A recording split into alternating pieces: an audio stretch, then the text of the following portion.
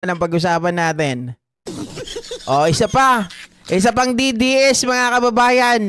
Nagtantrums, umiyak kay Trillanes. Eto masarap pagtripan si Bongo eh. Hindi ko lang kasi mahanap yung... nasan ba yung picture nila nung ano pa? Ay, eto, salamat. Meron pala nagpasa. Ito. Tingnan nyo mga kababayan. Ayan.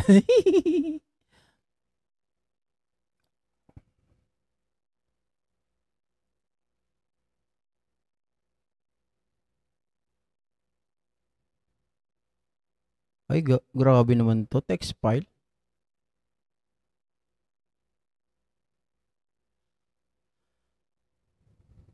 Teka lang Meron kasi akong kinuha dito na picture ni Bongo. May nagtatanong kasi ano daw itsura ni Bongo dati.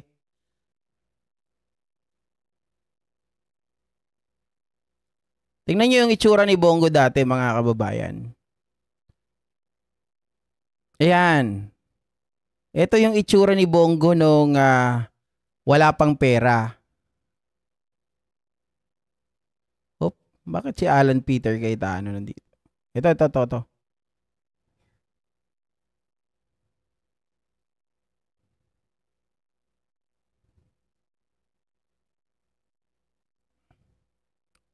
Ayan, ito po yung itsura ni Bongo, mga kababayan, noong 2015. Na kung saan po sila yung dumayo sa Ilocos Norte para po mangampanya. Ayan, para ligawan si Amy Marcos at itong si Amy Marcos naman ay syempre, alam niyo yung ginawa niya, siya po ang nagpasikat, di ba? Dito kay Rodrigo Roa Duterte, kaya tayo lahat na uto. Tingnan niyo si Bongo, mga kababayan. Dakilang Julalay. Oh. Halos hindi pinaupo. Diba itsura? Kamukha ni Jack Ma. Diba?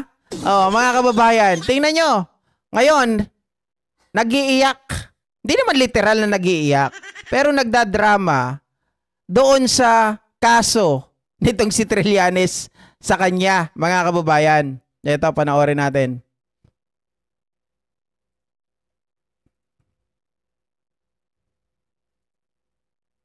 Meron ng script, no?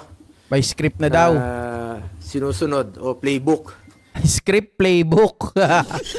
Ang galing talaga nila, no? Pare-parehas. Mga kababayan, Joel Villanueva may script. Jingo Estrada may script daw. Sino pa ba? Bongo at maging itong si Chis Escudero. Puro daw may script. Ito daw, nangyayari sa Blue Ribbon, mga kababayan, ay isang script daw. Script daw ni Romualdez, sabi nila, para sila raw ay ituro. Paano nangyari yon, mga kababayan?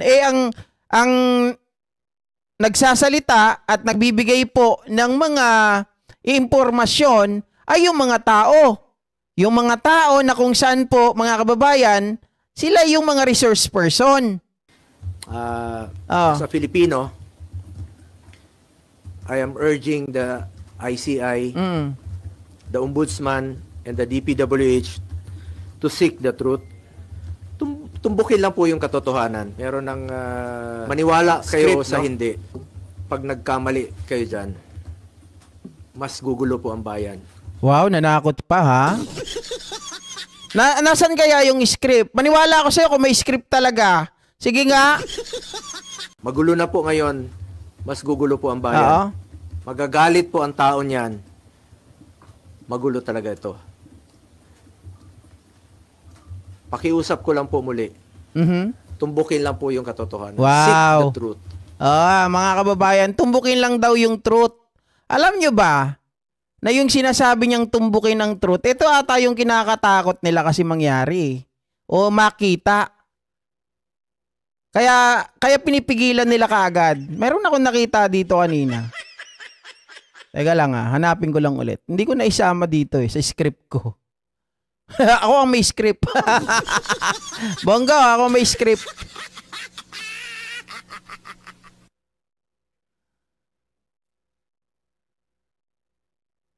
Teka lang. Ito sinasabi dito mga kababayan.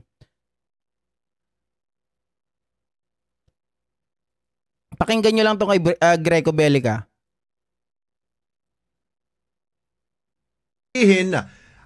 Natumbok ko ng inyo pong opisina, ang PACC, yung pong mga congressman, talagang involved. Tama ho ba, Chairman?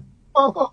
Yun ang pinangalanan namin. Ayun. Bigyan ko ng context. Ang PACC po kasi has very limited jurisdiction. Pinangalanan daw nila yung mga kongresista pero wala tayong nakita dati. Tapos sabi ni Greco Bellica, limitado yung jurisdiction. Hindi raw pala nila kayang imbestigahan. Or I mean, mga kababayan, pwede sila mag-imbestiga on their own. Pero hindi nila pwedeng kasuhan yung mga kongresista maging yung mga senador. Meron lang kami jurisdiction sa presidential appointees. Wala ho kami jurisdiction sa mga elected officials, congressmen, LGU, and senators. So, pangit mga kababayan. Kaya pala talaga pinabuwag ito ni Pangulong Bongbong Marcos, yung PACC. Kasi yung jurisdiction nyo lang yung mga appointed officials. Yung elected, hindi. Wala kayong magagawa. Subalit, pag naisusumbong sila sa amin, magiging parte sila ng aming report. Okay. Na pinaiimbestigahan namin sa appropriate agency, DOJ, NBI, Ombudsman. Yeah. Pero ganun pa man, yung report namin, pag ginawa namin, at yung kaso, pag pre-prepare namin, para sa Pangulo, para sa Ombudsman, or sa Korte, nandun po lahat yun. Useless yun, mga kababayan. Useless yun. Kasi hindi naman din kayo, kumbaga, para sa akin, dahil nga yung limited jurisdiction nyo, hindi rin naman yan i-honor. Kaya nga wala kaming nabalitaan na kinasuhan eh. Wala kaming nabalitaan ng mga napakulong ninyo. Although, sabi nga, alam na maraming korupsyon nung panahon na yan, pero sabi ni Digong Duterte, hindi ko kayang solusyonan yan. Kahit paupuin nyo pa ako ng 20 years, maghanap ulit kayo ng bagong Marcos. Di ba? Not the script, if there's any. Ito ay isa po itong diversionary tactic para nabubulol ka na. Nabubulol ka na. Puro na lang diversionary tactics. Ilihis ang atensyon ng taong bayan sa tunay na mga issue. Klaro naman eh. Kahapon nga lang. Paano naging klaro? Wala nga kayong mapakitang ebidensya. Nabanggit ni former Governor Chavit Singson. Another diversionary tactic. Ang talamak po ngayon na korupsyon. Talamak ang korupsyon ngayon sa kasalukuyang gobyerno. At ang dapat talagang panagutin, ang totoong issue. Ano bang totoong issue ngayon? Diba ang flood control scandal? Mga ghost projects, mga... Mali. Hindi flood control lang, mga kababayan. Ang issue ngayon ay yung korupsyon. Okay, yung malawakang korupsyon. Hindi lang sa flood control kasi yung Malasakit Center, yung isang super clinic, 'di ba? Na pinangungunahan mo, na kinikredit grab mo palagi, na pinondohan pa, mga kababayan, enough yung pondo. Pero biruin mo 700 na super clinic ata, mga ka-GPnatics. Tapos ang ghost doon nasa, kung di ako nagkakamali ng number, no, nasa 400 ang ghost project. Mga 300 doon, sabi completed na daw. Pero pag tiningnan mo, phase 1 pa lang pala. Pero kompleto na yung pera, 'di ba? Oh. Anomalous projects, mga substandard projects, yun naman po ang issue ngayon eh. Huwag tayong lumihis sa katotohanan. Napapansin ko, talagang merong gumugulo eh. Ay, wow. Merong nasa likod nito na ginugulo lang po yung katotohanan. But I am one with the Filipinos in this crusade and fight against talaga corruption. ba? Kasama niyo po ako rito. Labanan po natin ito. Kulong po natin ang mga kurakot at mga magnanakaw. Hindi ko mahanap yung ipapakita ko sana, mga kababayan, dahil sabi niya, 'di ba, we are seeking for the truth. Natatakot sila na makita yung magkakasama sila, si Saldico, si Bongo, kasama etong si Duterte. Nandito ata yun eh. Up. Hindi ko mahanap. Yun ata yung kinakatakot nilang mangyari. Na mapunta talaga sa kanila yung investigasyon. kanina naman po sa final sa amin ni dating Pangulong Duterte at sa kapamilya ko, to Trillanes, you are barking at the wrong tree. Kung seryoso ka talaga, bakit di mo kasuhan yung mga totoong mga korap talaga? Oh, you're barking on the wrong tree. Mga kababayan, eto lang yan sa totoo lang. Yung sinasabi mo, barking on the wrong tree, hindi lang yan nagkakaroon ng progreso noon dahil nga ang nakaupo itong si Samuel Martires at mga kakampi ninyo. Pero ang totoo, tama yung investigasyon ni Trillanes. Bakit kanyo, mga kababayan? Mamaya sasabihin ko. Bakit di mo kasuhan yung mga financials mo? Yung mga contractor. Alam mo yun. Kita mo na. Nakailang buwan na tayo dito sa pagdidinig sa Senado. Ilang hearings na po. Lumalabas naman yung totoo. Sino yung mga contractor. Yung talagang may-ari. Sila mismo yung may kontrata. Sila yung mismong kumikita, sila yung contractor, sila pa yung congressman, sila yung habulin mo, Trillanes. Ayaw mong habulin dahil financer mo nga. Wow. Ang galing talaga ng mga mga DDS magbintang, financer mo nga, wala naman maipakitang ebidensya. Bakit sabi niya tong tractor lang, mga kababayan? Bakit contractor lang ang sinasabi niya? Di ba meron din naman sa senador? Meron din mga senador Yung sa mga senador nga lang, mga kababayan, ba't hindi niya mabanggit? Unang-una, si Chis Escudero. Bukod kay Lawrence Lobiano, mga kababayan, sangkot pa yung kanyang bayaw. Yung asawa ng kapatid niya, doon, congresswoman. Tapos yung asawa nun ay congressist, tawag dito, contractor. Ikaw naman, Bongo. Dapat lahat, hindi yung puro contractor lang lagi sinasabi mo. Sabi ni Senator Bato. Noon na may mga financer ka. Baka nga yung ginamit mong pondong yon nanggaling pa sa flood control. Puro baka. Puro baka. Walang katunay, wala po siyang maipakitang ebidensya. Baka daw. Talaga naman. Yung pag-imbestiga mo noon kay dating Pangulong Duterte, maaaring galing pa yun sa flood control. Eto kasi matindi dyan. Alam mo, Bongo, maganda yung pinal ni Trillanes na complaints against you uses evidence all way back from 2008 na kahit sa Davao pala, di ba, CLTG or Alprego na ang naging kontraktor. Tapos, lumaki pa yan lalo with the joint venture modus with the Discayas. Kaya ka natatakot, kaya ka nagsasalita ng ganito. Di ba nakita nyo mga ka-GP, yung itsura niya kanina. May payag si Duterte. Alam nyo ba, bilyonaryo yan si Bongo? Sabi naman ni Bongo, mga ilang oras lang maniwala kayo dyan kay Pangulong Duterte, wala akong pera, wala akong yaman. Sabi niya ganoon, kahit pamilya ko walang yaman. Nagulat na lang tayo mga kababayan, yung pamilya nila biglang umangat. Yung pala yung CLTG, sila ang laging kontraktor ng Davao. Tapos mga kababayan, CLTG or Alprego, tapos mas lumaki pa sila nung nakipag-joint venture sa mga Diskaya. Yun ang ayaw nila na matumbok. Kaya instead na mabuking sila, banatan ang mga kontraktor, sabi niya. Kontraktor. Huwag kang magmalinis dito. Huwag mong ilihis ang totoong issue. Dito lang tayo sa katotohanan. Seek the truth, not the script, not the playbook. Nasa na yung mga dapat kasuhan sa issue ng flood control? Nasa na? Iyak.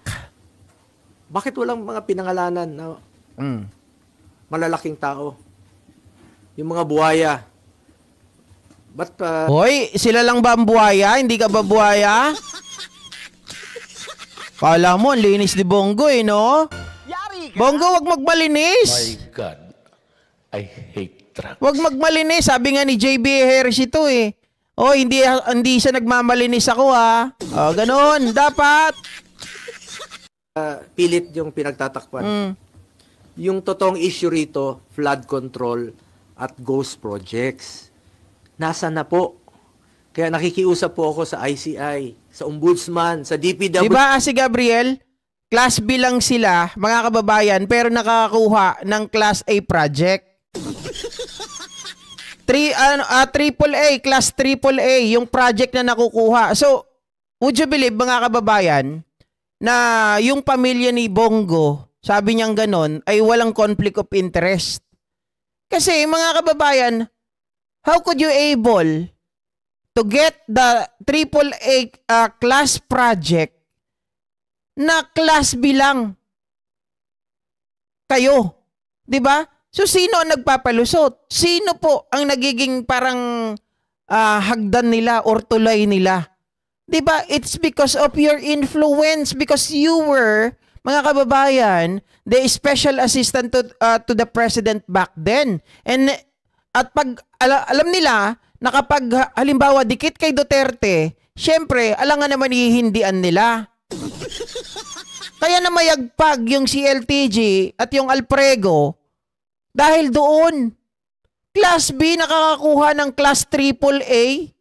Ang ibig pong sabihin ng Class B, mga kababayan, kung hindi ako nagkakamali, no? Hindi ko alam masyado yung numbers kung hanggang ilang million lang.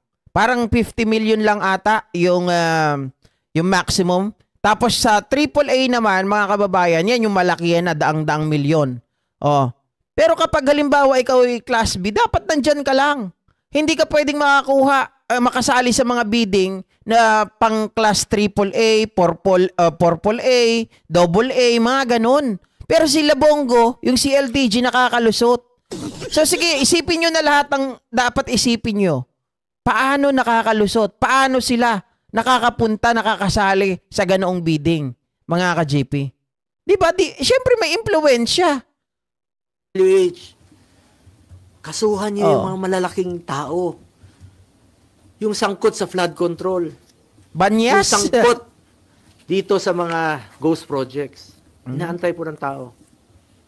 Pag inilihis niyo po ang katotohanan, magulo po ito. Magulo po ito. Tama, Tita Josephine. Ang galing magpaawa ni Bongo. At isa po itong lumang tugtugin mula sa lumang script. Recycled na po yung mga issue. Pilit binubuhay para lang pinturahan po ako ng maitim. Wow. Siyempre, hindi, mga kababayan, ganun naman talaga di ba? Ganun naman talaga. Alangan naman. Sabi nga nila, ang bola ay bilog. Hindi pwedeng kayo lagi ang nasa taas. Siya po ang magmukhang maputi. Oh. My conscience is clear. Wow. Unlike him. Panlabas o panloob. Pati... My conscience is clear unlike him. Wow! Ang linis ni Bongo, no, mga kababayan? Tingnan ko nga ulit yung itsura ni Bongo dati. Ano ba itsura mo dati, Brad? Patingin nga. Oy, libre lait libre lait, mga kababayan. Tingnan ko nga itsura ni Bongo ulit dati. Tingnan nyo nga yung itsura ni Bongo. Oy, parang ano to, nanlilimahid pa, Bongo. Oh.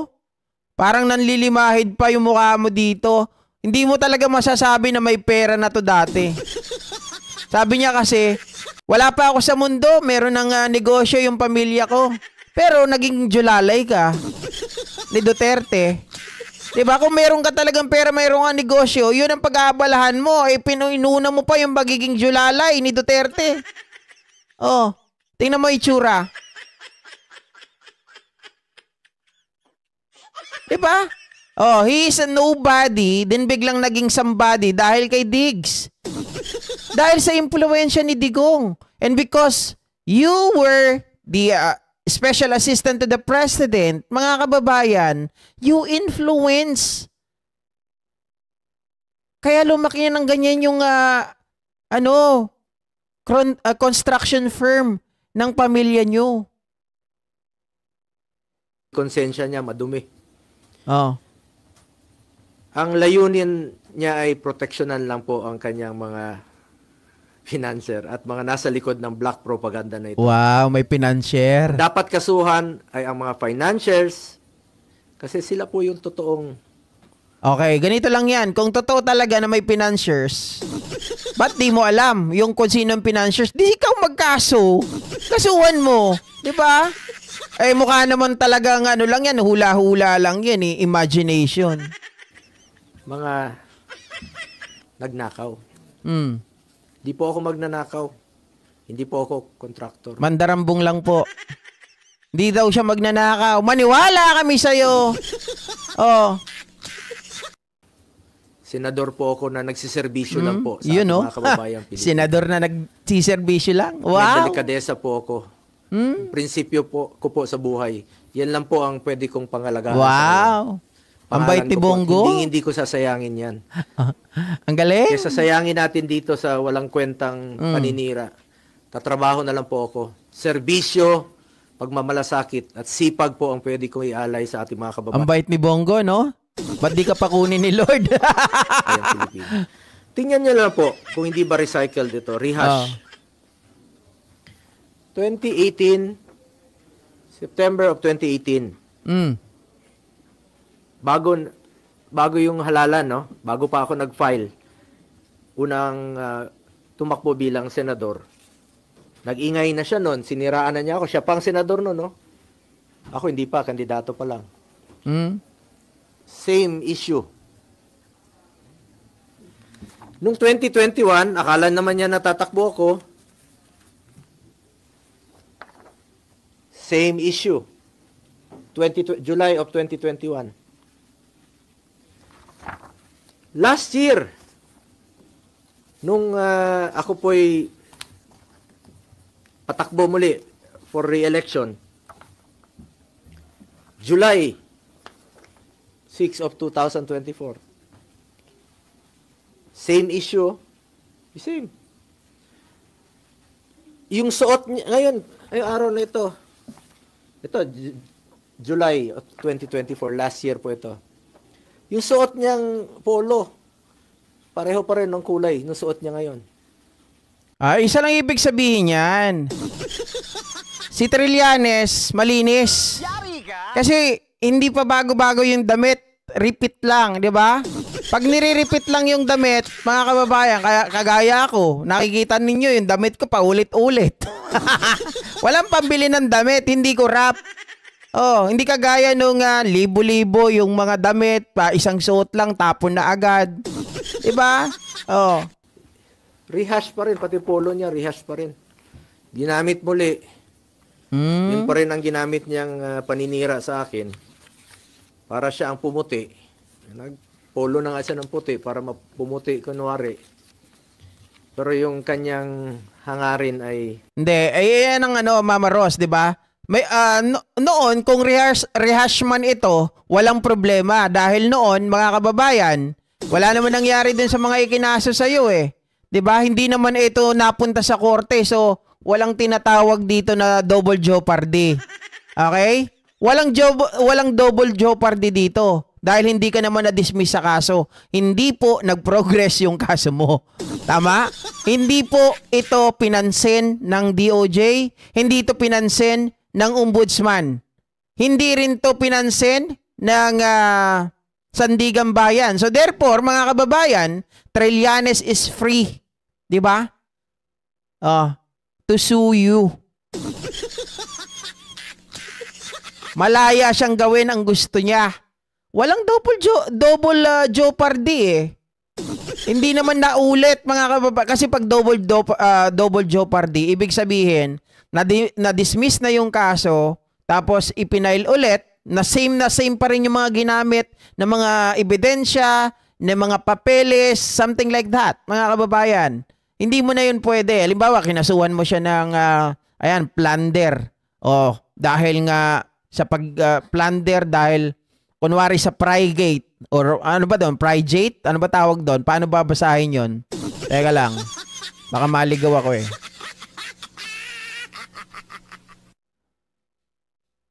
I-google na natin para marinig ko, mga kababayan.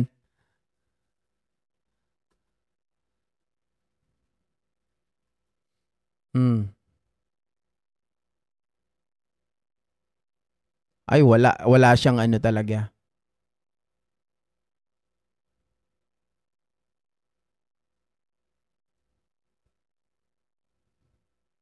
Di ko alam kung paano basahin to eh. Bahala na kayo ah.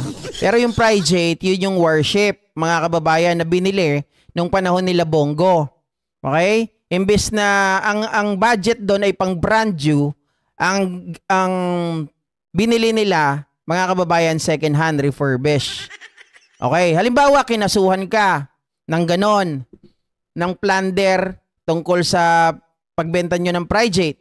Tapos ngayon, mga kababayan, pumunta na yan sa korte, diniscuss na yan ng korte, nagkaroon ng mga hearing, preliminary, etc., etc., etc. Hanggang sa nagkaroon ng final and executory yung RTC, tapos na-dismiss. Ngayon, kung halimbawa magpapile ulit ng kaso si Trillanes, tapos same lang yung gagamitin, double jeopardy na yon, mga kababayan. Ngayon, walang double jeopardy. So, okay lang ulit na si Trillanes kasi sabi niya siguro, ngayon lang tayo magkakaroon ng pagkakataon. Baka mamaya si Sara na lang maging presidente, hindi natin makasuhan tong mga to. Oh, di ba? Napaka dumi. Alam niyo, okay. Salamat po. Sabi ni Marivic Goles, pronounced as a frigate. Okay, thank you. Thank you so much. Nung Ma'am Emily Sipagan, ako po ay nag-obserba ng delikadesa sa buhay ko. Baka pamilya niya po, hindi. Nabalitaan tayo noon, mismo yung tatay niya, naging dealer po sa GHQ ng Armed Forces. At nabalitaan nga natin na kakasino rin. wala naman sila napatunayan, di ba? Binabalik yung old issue ni Trillanes, mga kababayan. Tandaan po natin walang naging kaso si Trillanes. Ang naging kaso lang niya yung sa mutiny. Ayan lang yun. Walang ibang naging kaso si Trillanes. Malinis ang record. Wala silang napatunayan kahit na nga, mga kababayan, yung mga pinaggagawa ni Duterte dati na meron daw mga bank accounts. Etong si Trillanes sa Hong Kong, pinuntahan niya mismo, di ba? Ipahiya itong mga to. At may mga ghost rin na nang nabalitaan ko noon So, sana naman yun ang nabalitaan ko noon mga kababayan. Kita nyo yun? Ginagamit yung dating issue kay Trillanes, nabalitaan lang daw niya without having any, what do you call it? Investigation. Without any, mga kababayan. Ano mo nang mabuti kung sino yung walang delikadesa. Chismis lang. Bakit na nililihis ni Trillanes sa mga 2017 projects? Umabot na siya ng 2007. Sino bang mag-aakalang maging presidente si Pangulong Duterte? 2007, gawin mong issue. Mga ka-GPnatics, hindi po natin tinitingnan dito yung taon. Okay? As long as ikaw talaga ay nagplunder, huwag nating tingnan yung taon. Okay? Huwag natin tingnan yung taon. Ang mahalaga dito, yung laman. Kung may katotohanan ba na ikaw ay nagplunder o hindi. Hindi porket 2007 ay kailangan hindi na isama. Kung negosyante yung pamilya ko noon, mapigilan ko ba silang magnegosyo? Wala pa ako sa mundong ito. 70s pa lang may negosyo na po ang pamilya ko. Ay wow, mga kababayan. 70s pa lang may negosyo na yung pamilya mo. Ba't yung itsura mo noon ang pangit mo? Lahat tayo may kamag-anak na negosyante. 1993. Kayo lang. Wala kaming kamag-anak na negosyante. May negosyo sila. Wala pa po ako kay Mayor Rodrigo Duterte noon. May negosyo na sila. Pero noong 1998, at isa po sa aking naging kondisyon, nung nagtrabaho po ako kay Mayor Duterte, sabi ko, pag pumasok po ng City Hall, yung kamag-anak ko, I will resign. Okay. Pag pumasok, yung kamag-anak ko, I will resign. Pero ngayon, nakipag-joint venture pa, nakipag-joint venture pa, senador ka na noon, hindi ka naman umalis. Sinungaling! Ayaw ko po magnegosyo sila sa City Hall. Dahil I observe delikadesa at ayaw ko po ng conflict of interest. Wow, mga kababayan. Again ulitin ko lang, i-emphasize natin. Noong mayor pa daw si Digong, nagtatrabaho na siya doon, ayaw niyang pumasok sa munisipyo yung kanyang pamilya. Ayaw niyang magnegosyo yung pamilya niya doon. Kasi nga may conflict of interest at delikadesa, magre-resign daw siya mamimili. Pero ngayon, mga kababayan, mas malala, nakipag-joint venture, kumukuha ng mga kontrata sa administrasyon, okay? Sa gobyerno, pero hindi ka lumayas. Hanggang ngayon, alam mo na may joint venture sila ng Diskaya. Ang ginawa mo lang, tanong mo lang, meron ba silang substandard project? Ganun na ang tanong eh. Hindi na yung, sige, dahil nalaman ko na pumasok sila sa gobyerno, magre-resign ako. Walang ganun. Di wala kang delikadesa. Nung naging presidente siya, 2016, dala-dala ko po ito. Hindi po sila nakakapasok ng Malacanang. Hindi sila nakakapasok sa Malacanang. Pero nakipag-joint venture sa Diskaya. Ano yun? Sinungaling. Pumapayag. Nakialam ba ako sa negosyo nila? Hindi. Nakinabang ba ako? Hindi. At binigyan ko ba sila ng pabor for government contracts? Oo, binigyan mo sila ng pabor. Sabi ko nga, class B lang yung CLTG eh. Tas Alprego, pero nakakakuha ng project na class AAA. How that come happen? Diba? Hindi po. Because I observed delikadesa. Wow. Hindi po sila nakakalapit sa akin. Hindi ko naman po mapili ang kamag-anak ko. Galing ni Bongo. Lahat dinadamay na nga ngayon. Baka sa susunod, lolo ko na idamay nila. Grabe yung script ni Bongo, mga kababayan, ano? Matindi talaga, pati daw yung lolo niya. Susunod niyan, gagayahin na rin yan. Baka pati si Jose Rizal, kamag-anak ko na. Ay, nako, grabe talaga yung pag-depend nila sa sarili nila, mga kababayan. Aligaga na itong mga to, no? Hindi na magkandamayaw sa pagpapaliwanag kung ano ba, mga kababayan, yung nangyayari sa kanila ngayon. Isa lang yan. Karma lang yan. At kung wala talaga kayong kinalaman, wala kayong kasalanan, wala kayong dapat ipag-alala. Let them do what they wanted to do. But because, mga kababayan, your family and you, alam nyo meron kayong mga mali, the reason why you wanted to divert the attention ng mga tao, at iba to kung kani-kanino na merong nagbabayad, merong mga financier, lecheng buhay yan. Samantalang kayo naman ang mali. Kung hindi sana sila nakipag-joint venture, hindi sana sila kumuha ng mga proyekto na pang AAA samantalang sila naman ay class B lang. Diba? Sana walang problema, hindi sana kayo ngayon hinahabol. Asahan mo may kasunod daw yung free gate. Yari kayo dyan. Ang laki pala noon, mga kababayan. Biruin nyo, pang brand new na warship. Ang pondo.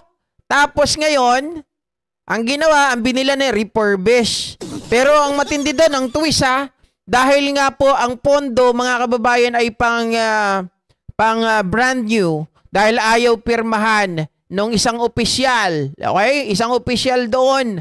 Ayaw pirmahan dahil nga nakita nila pang brand new yung presyo pero yung refurbish lang yung binili nila. Tinanggal yung opisyal, mga kababayan, at nag-appoint si Duterte ng panibagong opisyal na pipirma. Ayun. Pera na naman. White Knights, lakay 1870, nagnenegosyo na daw ang pamilya niya at wala pa daw sa mundo. So pinanganak siya, anong taon kaya? 1870 pa yung sinabi niya? Alam ko na kung 1872 ito, malamang mga kababayan, ano talaga to? Chekwa to. Chekwa talaga to. Kasi yung may mga negosyo ng mga ganyang 1870, di ba? Mga chekwa yan eh. O, tama, Tita Josephine. Okay? So, ano ba? Meron pa ba tayo? Meron pa tayo. Ito, mga kababayan, huli natin. Meron din pala na press conference itong si Boying Rimulya.